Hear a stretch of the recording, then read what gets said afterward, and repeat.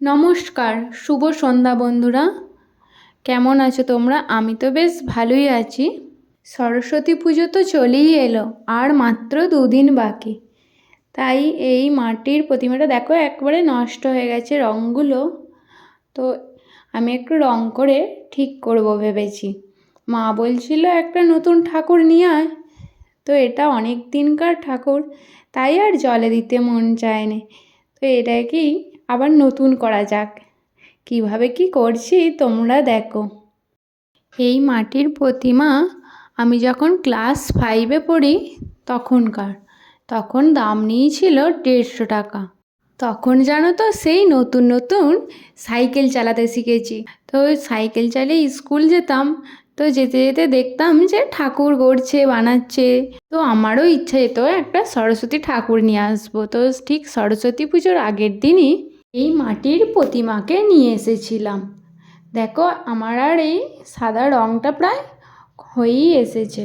এবারে এটা আজকে রাত্রে শুকাতে দেবো। পরের দিন সকালে চলে এসেছিলাম এই কাকুর কাছে। এই কাকু বাজারে মাটির প্রতিমা তৈরি করেন। তো এনার কাছে আমার প্রতিমার শাড়ি, মুকুট, চুল এসবই নিতে এসেছিলাম। একটু পেয়ে গেছি, মুকুটটা একটু বড় হয়ে গেছে।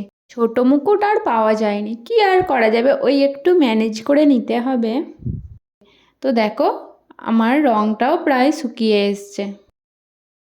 এবার দেখো আমি ব্লাউজটা রং করে নিচ্ছি। এটা একটু ডিপ পিঙ্ক কালার করছি। এরপর পদ্ম ফুলটা করছি। আস্তে আস্তে রং দিতে দিতে মনে হচ্ছে যেন পদ্ম ফুলটা ফুটে উঠছে, বেশ দেখতে ভালো লাগছে। এবার দেখো আমি চোখ এঁকে নিচ্ছি।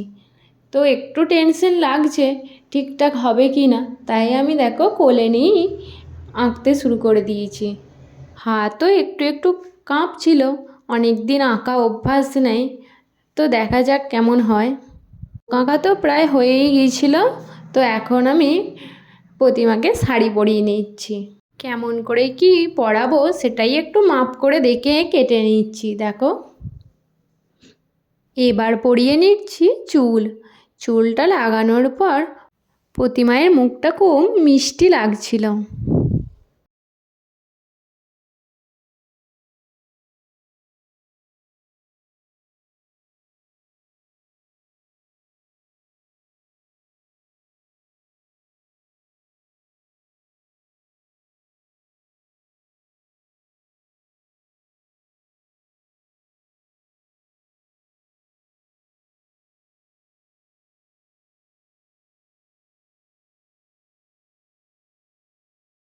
এরপর পরিয়ে নেব মুটুক, তাহলেই সরস্বতী প্রায় রেডি। তো এটা আমার করতে প্রায় 2 দিন টাইম লেগে গেল। তো দেখো কেমন লাগছে। এবার কেমন লাগছে আমার মা সরস্বতীকে তোমরা কিন্তু অবশ্যই কমেন্ট করে জানিও।